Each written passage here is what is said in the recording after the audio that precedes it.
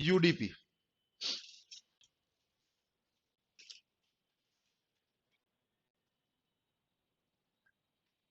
कुछ कुछ चीजें तो समझ में आई होगी यूडीपी के बारे में। बेसिकली इसको रेफर करते हैं हम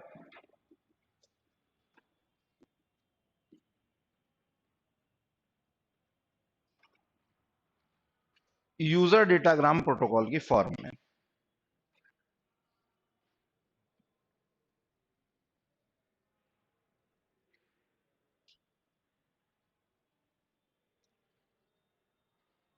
टीसीपी आईपी प्रोटोकॉल स्टैक के जो ट्रांसपोर्ट लेयर है उसके दो प्रोटोकॉल्स में से एक है यूडीपी। ठीक है। कल हमने जब टीसीपी को डिस्कस कर रहे थे वहां आपको कुछ चीजें बताई थी कि ये क्या है, कनेक्शन ओरिएंटेड। ठीक है। तो ये क्या है,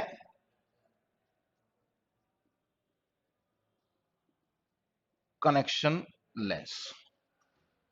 ठीक है। ये देता है गारंटीड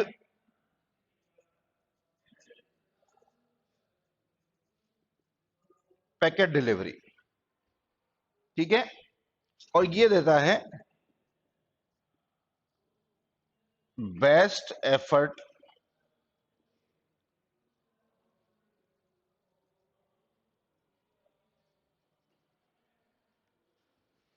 ठीक है। ये है point two point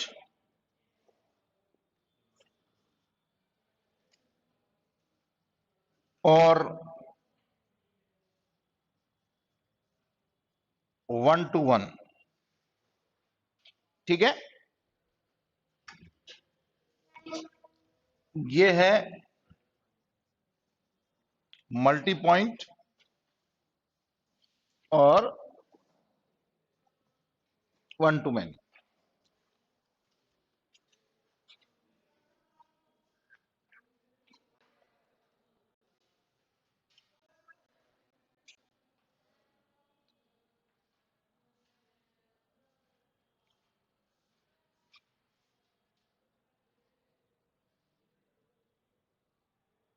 user datagram protocol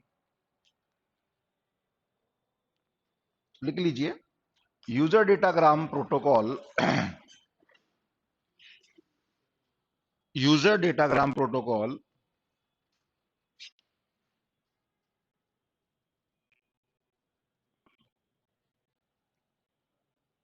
is a connection less protocol.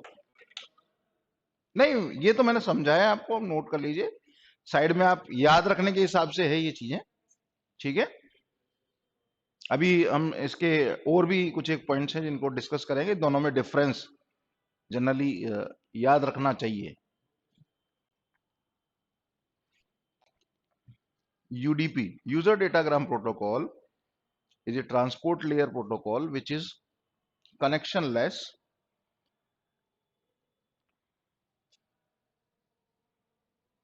means packets are sent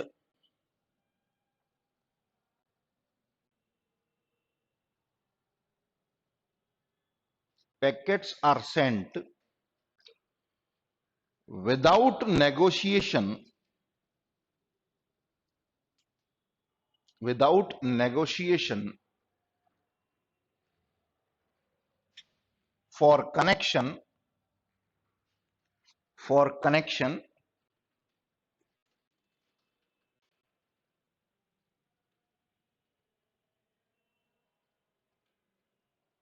between the sending and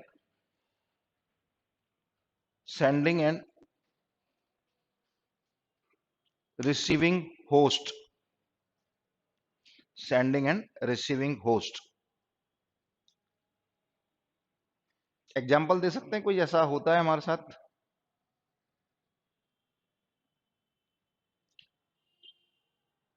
जैसे क्या होता है, फॉर एग्जाम्पल, एक सिंपल सा एग्जाम्पल, जब भी कोई रजिस्टर्ड पोस्ट आती है तो रिसीवर के सिग्नेचर कराए जाते हैं, रिसीवर के नंबर लिखाए जाते हैं। कुरियर कंपनीज भी ऐसा ही करती हैं, जो डिलीवरी कंपनीज हैं और जो भी आपके हैं वो भी यही करती हैं, ठीक है। लेकिन जो ऑर्डिनरी पोस्ट आती है आपके घर पे, वो सीधा सा एक सिंपल सा प्रोसेस होता है कि वो लेटर को ड्रॉप करके चले जाते हैं। उनको इससे मतलब नहीं है कि वो पैकेट आपको मिला, वो पोस्ट आपको मिली या नहीं मिली, दोनों में यही फर्क है। टीसीपी में 1-to-1 कनेक्शन है, ठीक है। यहां पर 1-to मैनी है, एड्रेस तक पहुंचना है बस, खाली डेस्टिनेशन होस्ट तक पहुंचना है। वो डेस्टिनेशन को कब डिलीवर होता है इससे इसको मतलब नहीं है। कनेक्शन एस्टेब्लिश है या नहीं है इससे कोई मतलब नहीं है। जनरली क्या होता है, जैसे आप प्रोडक्ट ऑर्डर करते हैं तो जितनी भी ई कॉमर्स कंपनीज है जो होम डिलीवरी प्रोवाइड कर रही है प्रोडक्ट्स की, वो क्या करता है, वो जो कॉलर होता है, जो डिलीवरी बॉय होता है, वो आपको कॉल करके पूछता है ना। तो वो कनेक्शन एस्टेब्लिश करने की कोशिश करता है। यहां पर वो कनेक्शन, वो बेसिकली वो क्या चीज है, वो नेगोशिएशन है। जैसा यहां करते हैं कि वो पहले एसी के, सॉरी, पहले एक मैसेज सेंड करता है कनेक्शन के लिए, कनेक्शन एस्टेब्लिशमेंट के लिए। यहां पर ऐसा कुछ नहीं है, पैकेट को डिलीवर कर दिया जाता है डेस्टिनेशन होस्ट के नाम पर, ठीक है। और अनरिलायबल नेचर इसकी रहती है, ठीक है। अनरिलायबल का मतलब क्या है कि ये गारंटी डिलीवरी है, ये अनरिलायबल है। कोशिश करूंगा साहब, मिल जाएंगे तो दे दूंगा, बेस्ट एफर्ट डिलीवरी। नहीं छोड़ के दूंगा, ड्रॉप कर दूंगा ना, डिलीवरी का मतलब डिलीवरी है। हम उसमें ये नहीं कह सकते ड्रॉप कर दिया पैकेट को बस खत्म बात।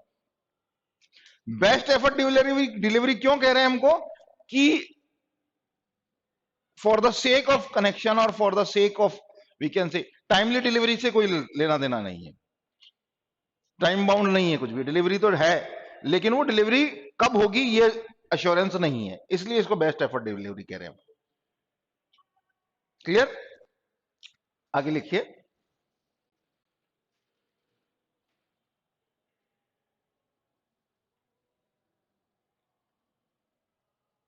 इट, हाँ,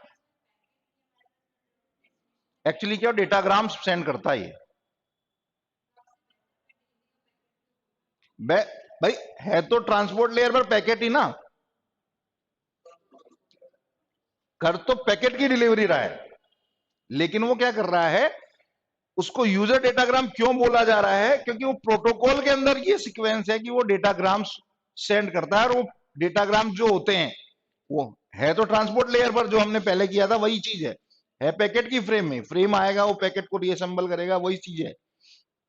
लेकिन इस प्रोटोकॉल का नाम यूजर डेटाग्राम प्रोटोकॉल है, इसलिए इसको यूडीपी पैकेट्स बोला जाता है। यहां पे बोला जाएगा टीसीपी पैकेट्स,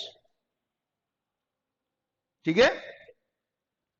ऐसे कई सारी जगह कॉन्ट्राडिक्शन आता है जो प्रोटोकॉल के हिसाब से उस पैकेट का नाम होता है। चलिए आगे लिखिए। UDP does not include the segmentation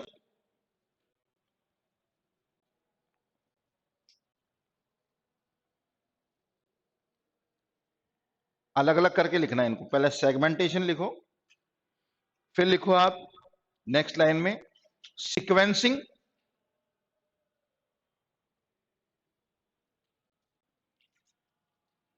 next लिखो फ्लो कंट्रोल,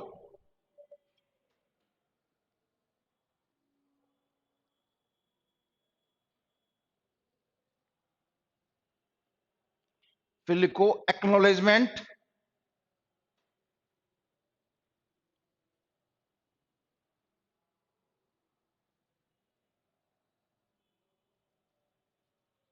एक्नॉलेजमेंट, और फिर लिखो रीट्रांसमिशन, रीट्रांसमिशन।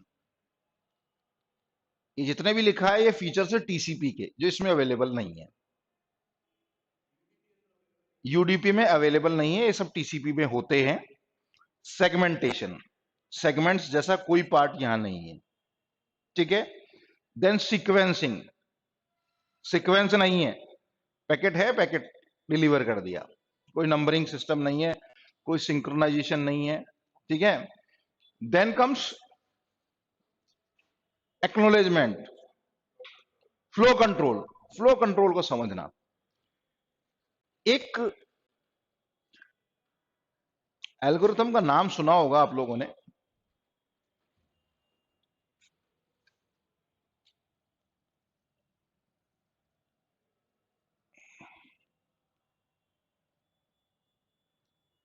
स्लाइडिंग विंडो, सुना है? एक और नाम देता हूं मैं आपको,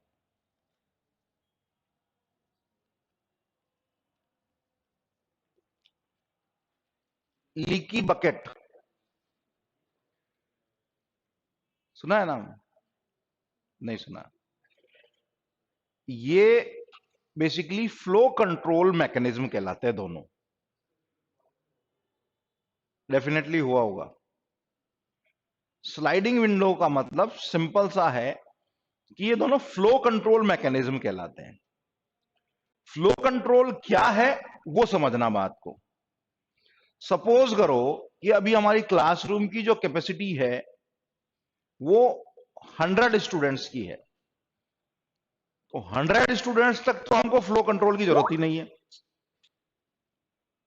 यानी जितनी ऑक्यूपेंसी इसकी है रूम की, उतनी ऑक्यूपेंसी तक हमको किसी फ्लो कंट्रोल की जरूरत नहीं है कि आते जाओ, first come first serve basis पर आप आके अटेंड करो। सपोज करो उस 100 ऑक्यूपेंसी वाले रूम में 1000 स्टूडेंट अगर अपीयर होना चाहें तो क्या होगा? हमको कोई ना कोई सिस्टम अडॉप्ट करना पड़ेगा ना, हमको कोई ना कोई सिस्टम अडॉप्ट करना पड़ेगा। वो सिस्टम क्या होगा? पहले 100 कौन होंगे? या तो ये सिस्टम, या किस तरह से हम उस प्रोसेस को अडॉप्ट करें कि वो जो फ्लो आ रहा है, सपोज करो वो 1000 स्टूडेंट एट ए टाइम आ गए, तो फ्लो कैसे मैनेज होगा? समझ रहे बात को? तो यहां पर क्या है कि एक छोटा सा सिनेरियो है स्लाइडिंग विंडो में, मैं बताता हूं कि यहां पर सेंडर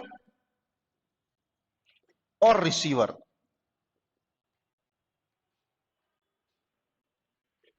इन दोनों की जो फ्लो कैरिंग कैपेसिटी है, यानी रिसीवर की जो कैरिंग कैपेसिटी है ट्रैफिक फ्लो को, उसके अकॉर्डिंग स्लाइडिंग विंडो प्रोटोकॉल को हम यूज करते हैं।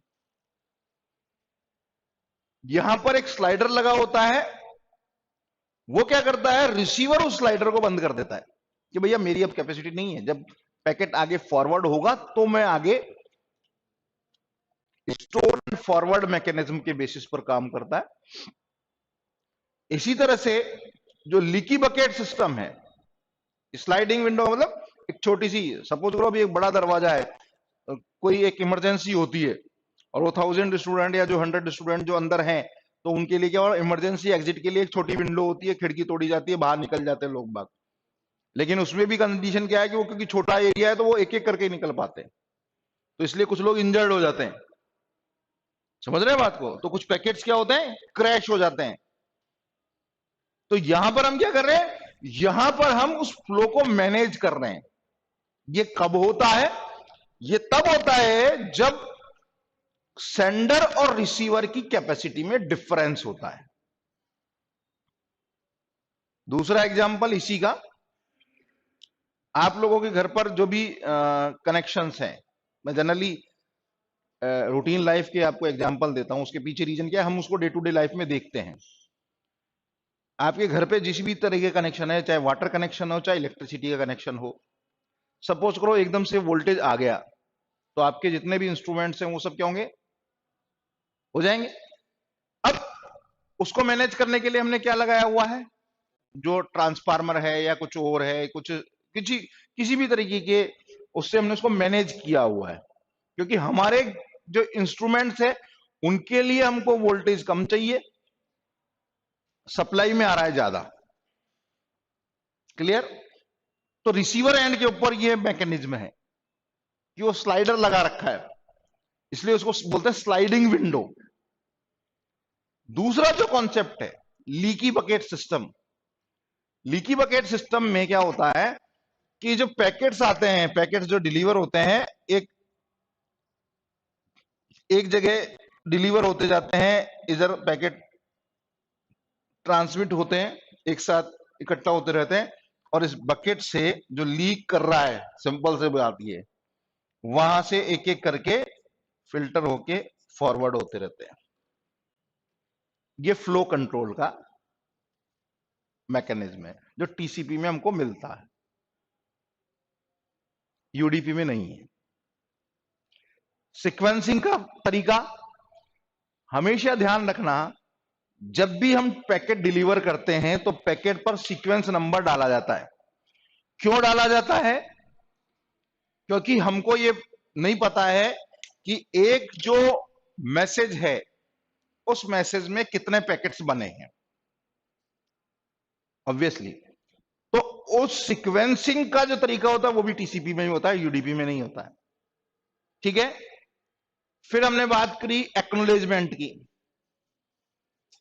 एक्नॉलेजमेंट मैंने आपको पहले भी बताया था, एक फ्लैग होता है जो एसी के करता है, यानी ऑन एंड ऑफ करता है। अगर एसी के ऑन है तो आपको पैकेट का एक्नॉलेजमेंट मिलेगा, अदरवाइज नहीं मिलेगा। तो इसके अलावा और क्या बोला?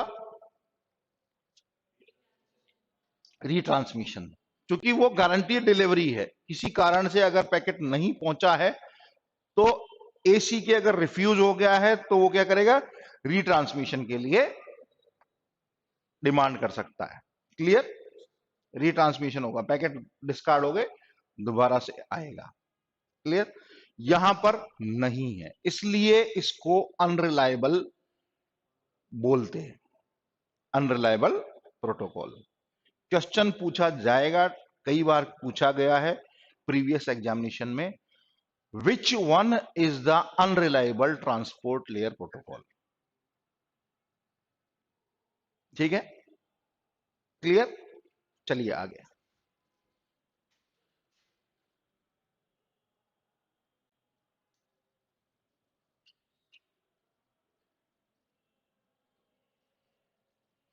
मेरे पास एक एग्जाम्पल है।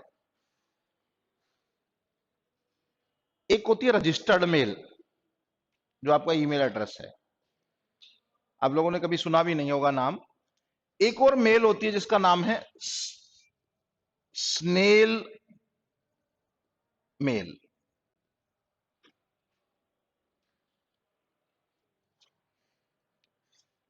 ये जो स्नेल मेल होती है ना, स्नेल का मतलब समझते हैं?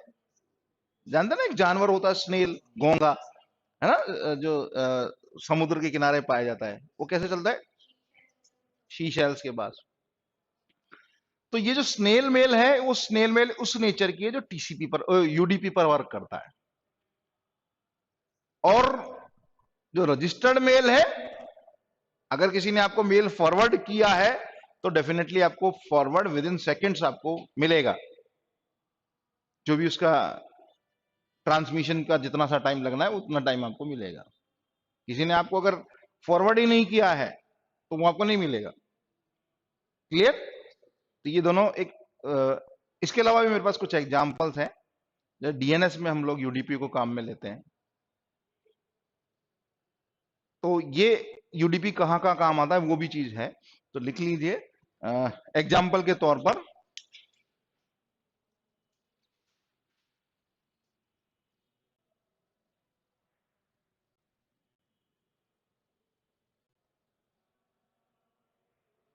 द ऑर्डिनरी मेल और snail mail is unreliable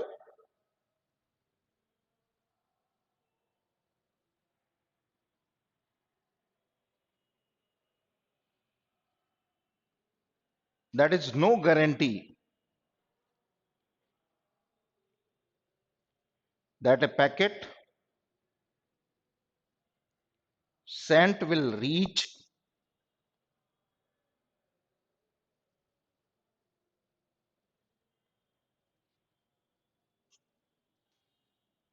to the receiver, जो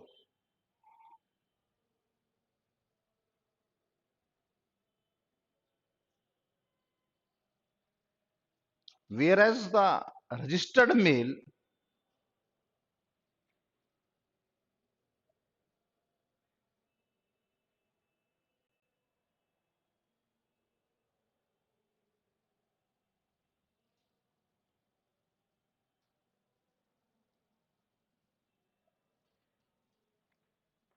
registered mail is the guarantee of delivery.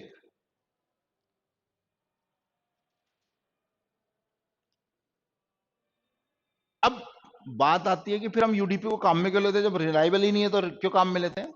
वहां पे भी रिलायबिलिटी है, लेकिन वो रिलायबिलिटी यूडीपी की नहीं है, वो रिलायबिलिटी है जो एप्लीकेशन लेवल के प्रोटोकॉल्स हैं उनकी। यूडीपी पैकेट को डिलीवर करना यानी उसकी रिलायबिलिटी रिलायबल डिलीवरी की जो रेस्पॉन्सिबिलिटी है वो है एप्लीकेशन लेयर प्रोटोकॉल की। कौन से होते हैं एप्लीकेशन लेयर प्रोटोकॉल? जो मेल से रिलेटेड है या ट्रांसमिशन से रिलेटेड है, जिसमें हमने नाम सुन रखा है, POP3 है,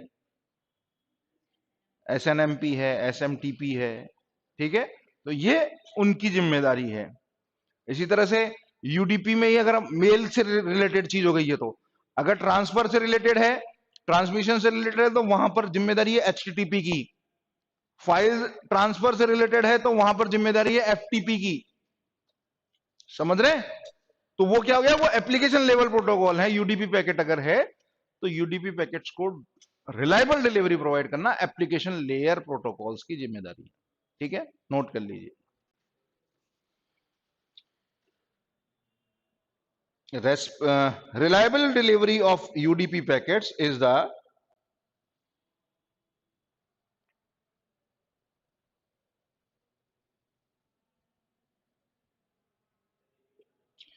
reliable delivery of UDP packets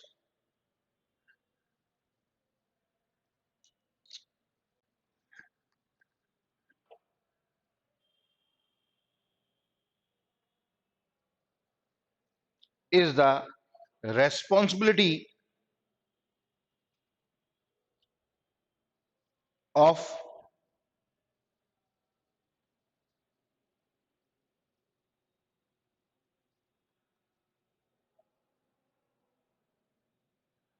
application layer protocols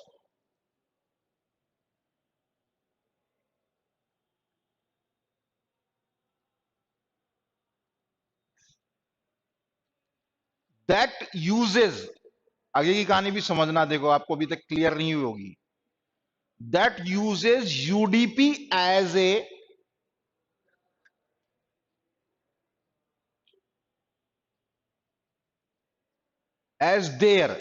their transport protocol,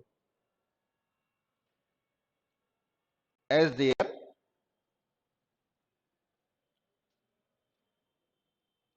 clear. यानी एप्लीकेशन लेयर प्रोटोकॉल में भी उन प्रोटोकॉल्स में जिनमें उन्होंने प्रोटोकॉल को सेलेक्ट किया है ट्रांसपोर्ट के तौर पर, क्योंकि पैकेट आपके पास ऊपर से आएगा, एप्लीकेशन ही तो सेलेक्ट करेगी। जो यूडीपी को सेलेक्ट करेंगे उनकी जिम्मेदारी है कि उसकी रिलायबल डिलीवरी करनी है। ऑब्वियसली वो जो प्रोटोकॉल होगा वो रेस्पेक्टिवली, हम जब उस रेस्पेक्टिव प्रोटोकॉल की बात करते हैं तो वो डिसाइड करता है कि which one protocol should be used. पूछो क्यों? क्योंकि ये एप्लीकेशन को डिसाइड करना है कि ये जो पैकेट जाएगा वो अर्जेंट है या नॉर्मल है। वो डिसाइड ऐसे करेगा कि भाई मेरी लास्ट डेट है मान लीजिए 15 जनवरी, मैं फॉर्म फिल कर रहा हूं 13 जनवरी को, तो मुझे पैकेट रजिस्टर्ड पोस्ट से भेजना पड़ेगा ना, तभी तो रिलायबल डिलीवरी हो सकती है। चांसेस हैं उसमें भी फेलियर के, कि भाई मेरे को पहुंचाना है दिल्ली और मेरा जो डिस्टेंस है वो बहुत ज्यादा दूर है, तो डिसाइड कौन करेगा? जो एप्लीकेशन सेंड करने वाला है वो तो डिसाइड करेगा कि पहुंच जाएगा। तो इसलिए हम क्या करते हैं, पहले 1 तारीख को हमने फॉर्म भरना है, 15 तारीख तक तो नॉर्मल पोस्ट से पहुंच ही जाएगा, चाहे कहीं पहुंचना हो, है ना? क्लियर? चलिए,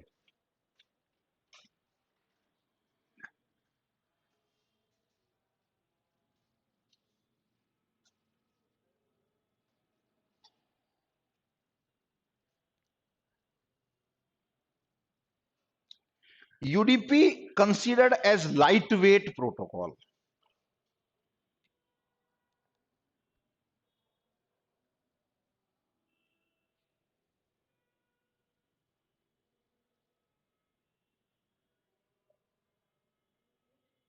प्रोटोकॉल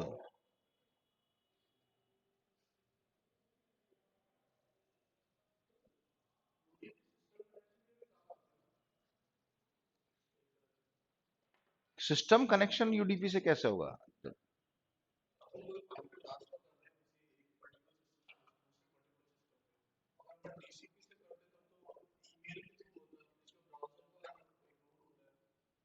ये केवल कनेक्शन एस्टेब्लिशमेंट का काम टीसीपी का नहीं है।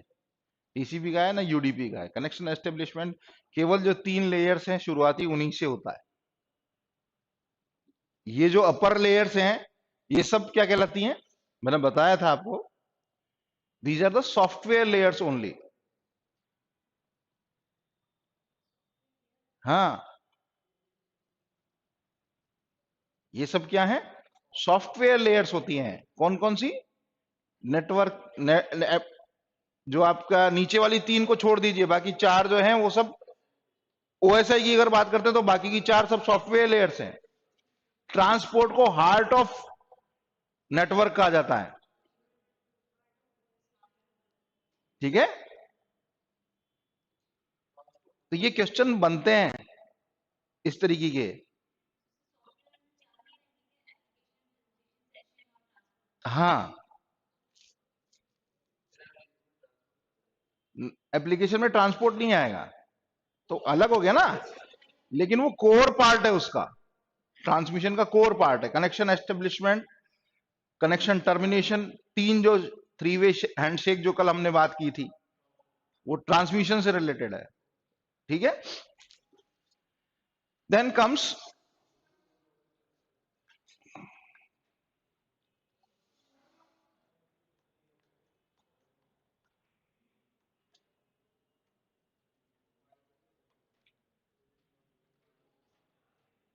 अब एक छोटा सा कंपैरिजन दोनों के बीच में, टीसीपी और यूडीपी के बीच में, जो हमने यहां डिस्कस नहीं किया है। इसकी हेडर लेंथ होती है टीसीपी की, सॉरी यूडीपी की, 8 bytes. Header length is 8 bytes.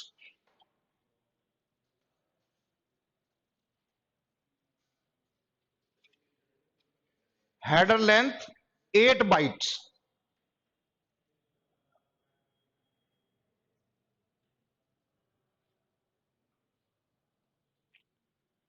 TCP की header length 20 bytes.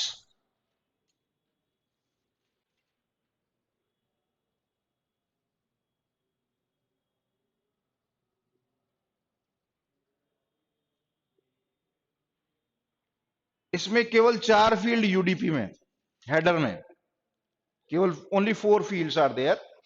First one is source address, source port, destination port, length और चेकसम। केवल 4 ही फील्ड। टीसीपी की बात कर तो more than 6 fields. First field है सोर्स पोर्ट, डेस्टिनेशन पोर्ट, फिर आपका सीक्वेंस नंबर, सीक्वेंसिंग करने के लिए acknowledgement, data offset, reserved, flags, window, checksum, urgent pointer, options and padding. जो हमने आपको पूरा सिनेरियो बताया था हेडर का, वो सब कुछ यहां पर अवेलेबल है। ठीक है, तो लिख लीजिए in TCP, TCP following header fields are there: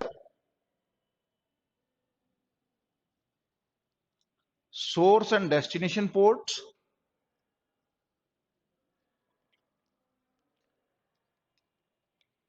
sequence number, destination port, sequence number, acknowledgement number,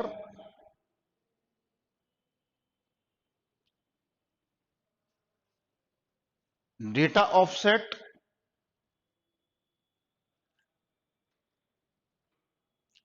reserved,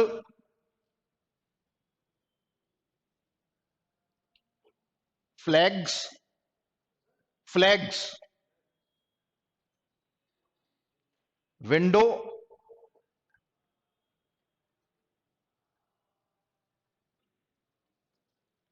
checksum,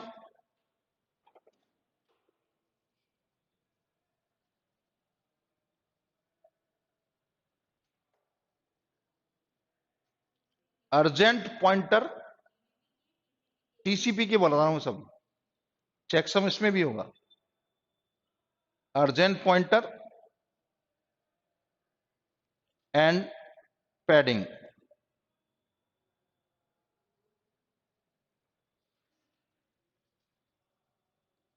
format देख लेते हैं एक बार टीसीपी हेडर का। ठीक है, कैसे बनता है आईपी हेडर। आप लोगों ने जो लोग नहीं थे क्लास में कराया था जिस दिन, कौन कौन था?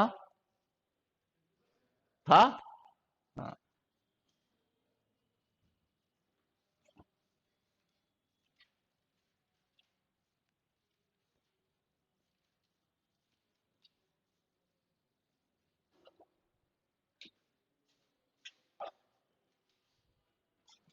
सिंपल सा रफ डायग्राम बना रहा हूं। ये सोर्स एड्रेस, ये डेस्टिनेशन पोर्ट, यहां पर जो है बोलना फील्ड कौन कौन से बताए, सीक्वेंस नंबर,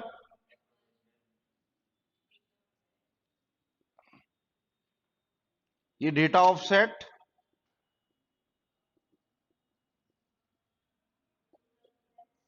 फ्लैग्स,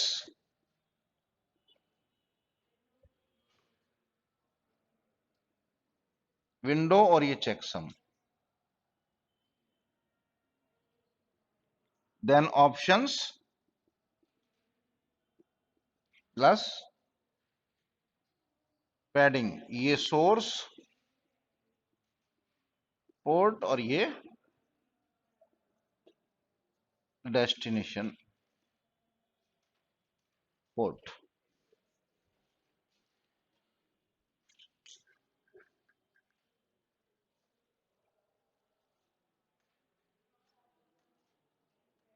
ये हो गए साहब आपके ट्रांसपोर्ट लेयर प्रोटोकॉल्स।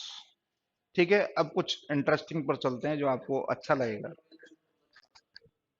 इसी में आता है, इसी के साथ एसी के ये जो ना फ्लैग्स, हाँ, यहाँ एक सिंगल बाइट का होता है एसी के।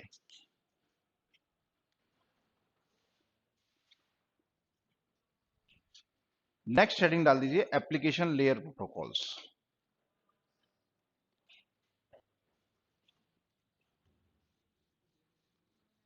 सबसे पॉपुलर है, कौन सा है सबसे popular?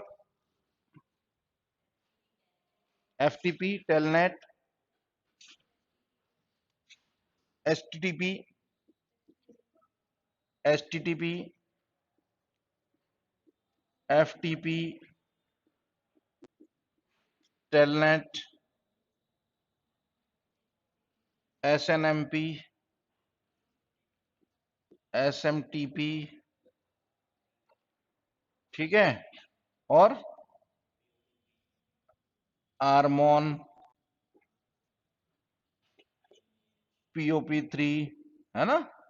These are the protocols. दो दो तीन तीन लाइन इनके बारे में कर लेते हैं, काम खत्म। ठीक है, first one HTTP, sorry FTP, layer protocols. FTP से स्टार्ट करते हैं सबसे पहले।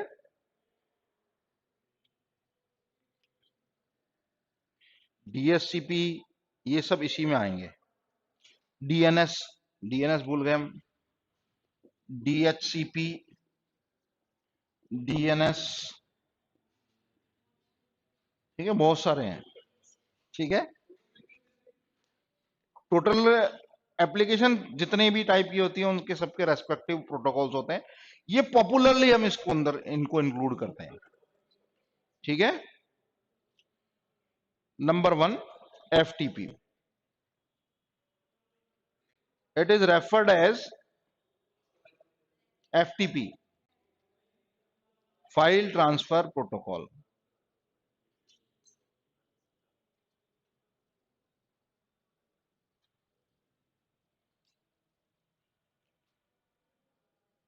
It is used for transferring files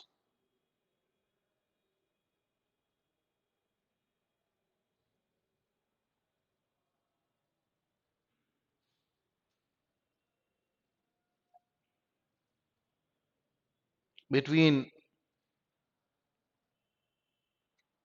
host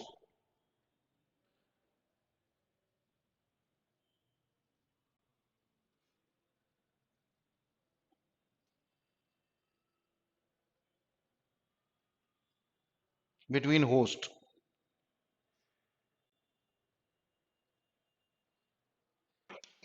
The FTP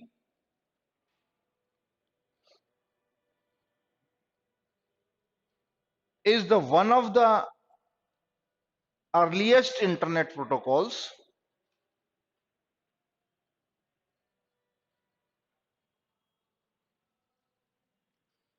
and still used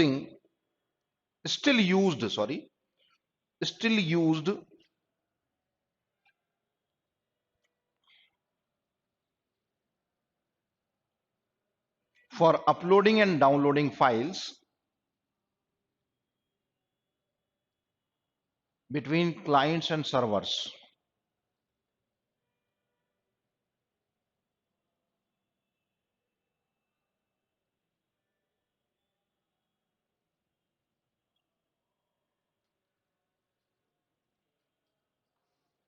ठीक है, an FTP client, an FTP client is an application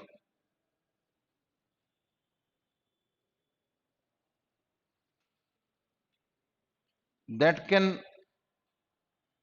request FTP command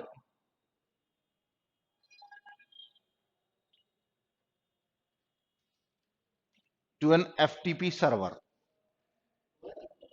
to an FTP server. FTP client is an application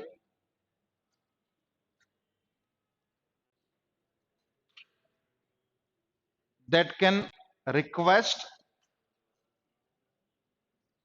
FTP command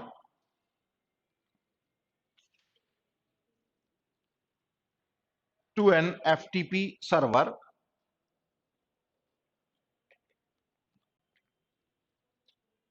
The FTP server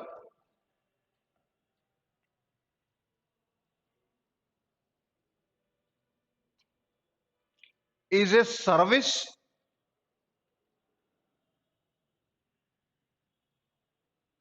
application running on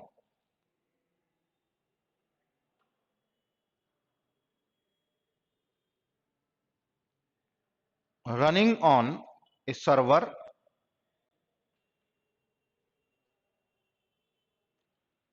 that responds the FTP commands.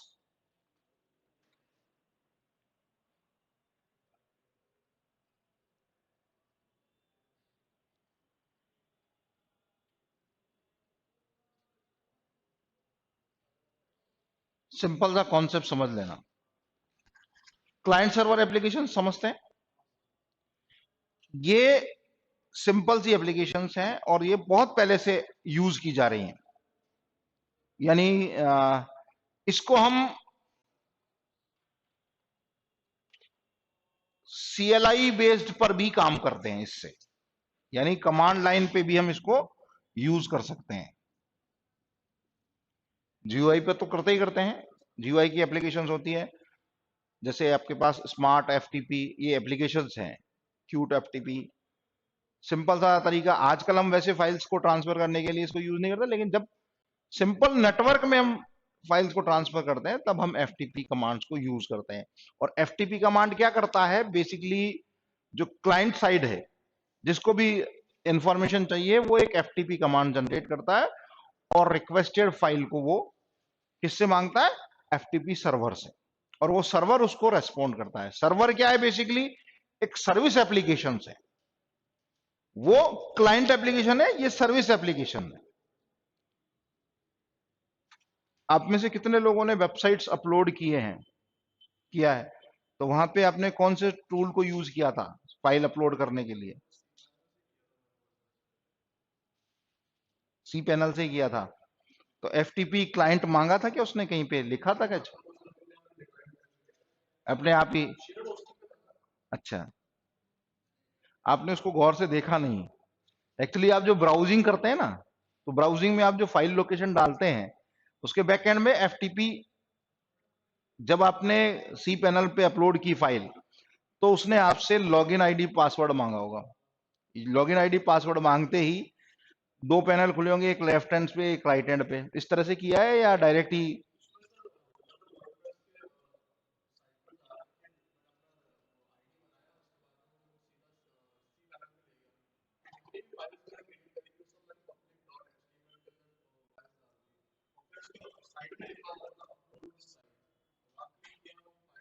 हाँ, तो वो coding इस तरीके की है कि वो simple सी वो अपने आप फाइल्स को ले लेता है।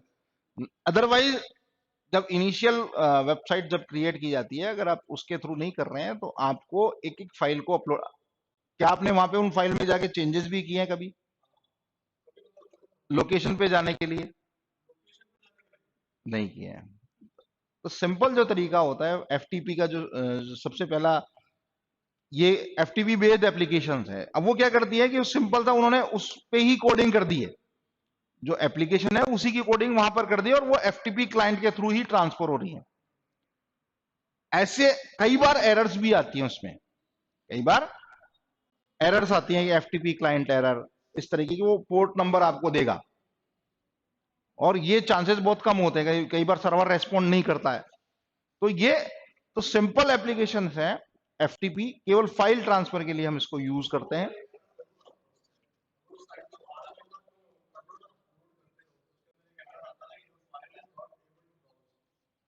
उसके पीछे रीजन क्या है,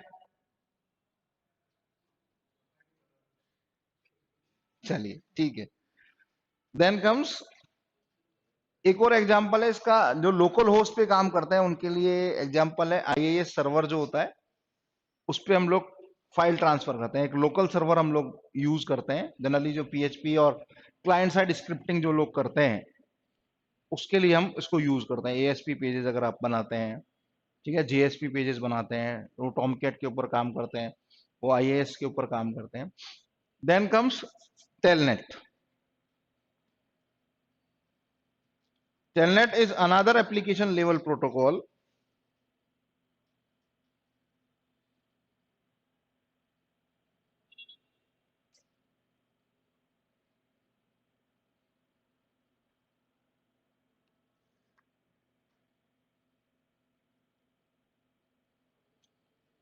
which is an internet standard protocol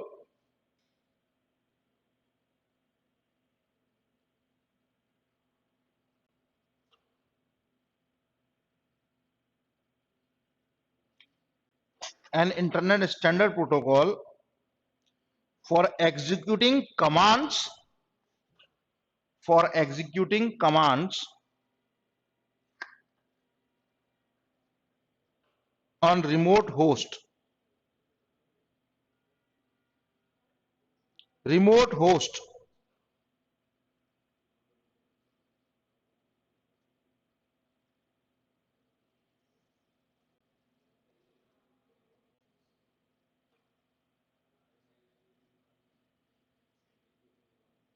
using telnet, ये बेसिकली टेक्स्ट बेस्ड होता है ना, और इसको using telnet a user on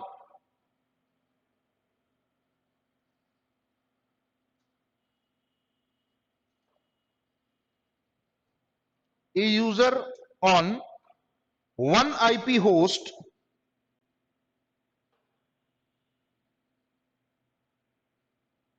can connect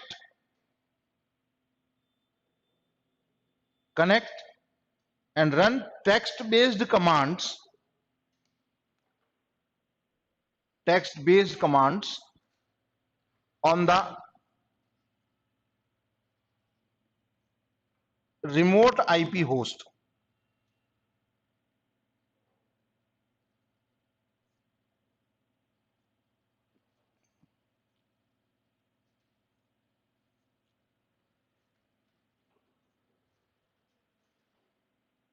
simple सा तरीका ये है कि इसको हम यूज करते हैं, इसका फुल फॉर्म होता है टर्मिनल एम्यूलेटर, ठीक है, एम्यूलेटर, जिससे हम उसकी स्क्रीन को, जैसे हम लोग आजकल यूज करते हैं एनी डेस्क है ना, ये सब क्या है, इसी तरीके की यूटिलिटीज हैं, जिसमें आप दूसरे सिस्टम का आईपी के बेसिस पर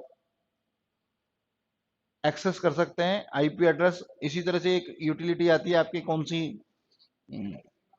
है, नहीं हैकिंग के काम में नहीं आता है, ट्रांसमिशन के लिए यूज करते हैं, ठीक है ना, नहीं नहीं नहीं, फुल राइट्स नहीं ले सकते आप, ठीक है, केवल उसके मॉनिटर को हम लोग एक्सेस कर सकते हैं, ठीक है, हाँ, बहुत इनिशियल लेवल का वो है।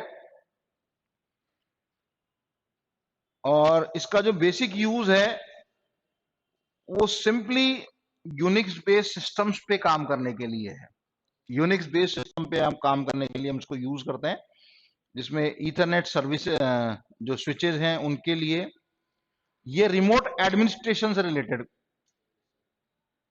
टूल है, रिमोट एडमिनिस्ट्रेशन, नोट कर लीजिए, telnet is used for remote administration of routers,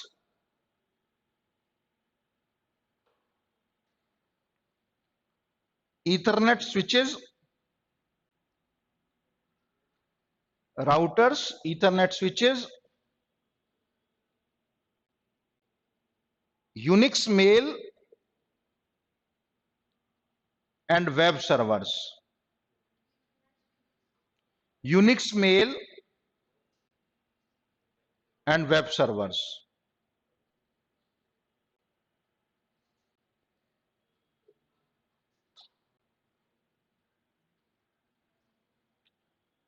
router administration, यहां पर एक वर्ड आया है, administration of routers, simply router configuration के लिए हम टेलनेट को यूज करते हैं।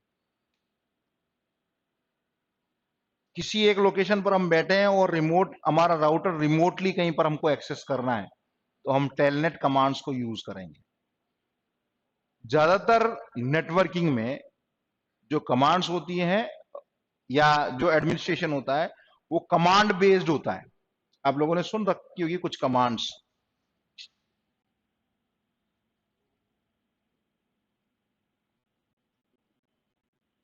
आईपी कॉन्फ़िग, ठीक है,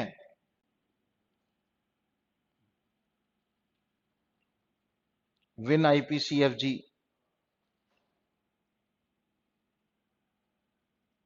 ट्रेस रूट, ये कई सारी कमांड्स है जो हम नेटवर्किंग में यूज करते हैं। और एक बहुत पॉपुलर सी आप यूज करते हैं पिंग, ठीक है, तो हमारा नेटवर्किंग के अंदर जो ज्यादातर काम होता है वो नेटवर्किंग कमांड्स के बेसिस पर होता है, ठीक है, बहुत कम रेयर चांसेस होते हैं जिसके अंदर हमको जीयूआई बेस्ड सर्विसेज मिलती है, ठीक है। चलिए आज के लिए इतना बहुत है।